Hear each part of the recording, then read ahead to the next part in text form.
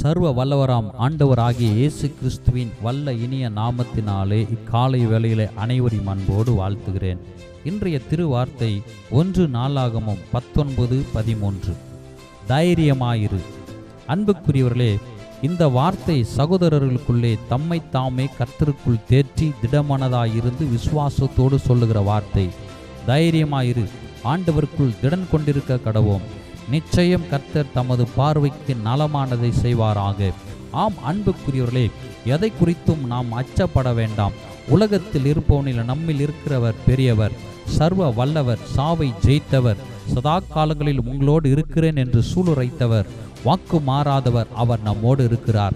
அன்பு மகனே மகளே, இயேசு உன்னை நடுவழியில் விடமாட்டார். இயேசு உன்னை நடுக்காட்டில் தத்தளிக்க விடமாட்டார். இயேசு உன்னை நிர்கதியாய் விடமாட்டார். இயேசு உன்னை ஆகாதவன் என்று தள்ளிவிட மாட்டார். இயேசு உன்னை தோற்க விடமாட்டார். உன்னை தலகுனிய விடமாட்டார். ஜாதி பார்க்க மாட்டார். உயர்வு தாழ்வு பார்க்க மாட்டார்.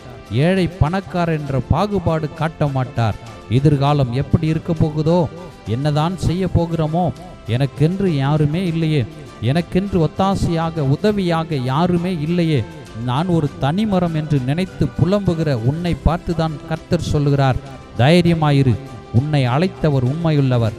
ஆகவே தைரியமாயிரு, சோர்ந்து போகாதே. கண்டு உன்னை அழைத்த தேவன் இயேசு உன்னை கைவிடுவாரோ? மாட்டார். அவர் உன்னை கைவிட மாட்டார், விலக மாட்டார். இயேசுவை நம்பி வந்தவர்களுக்கு ஏமாற்றம் இல்லை. ஏமாற ஒரு நாளும் விடமாட்டார். இயேசு பெரியவர், அவர் சர்வ வல்லவர்.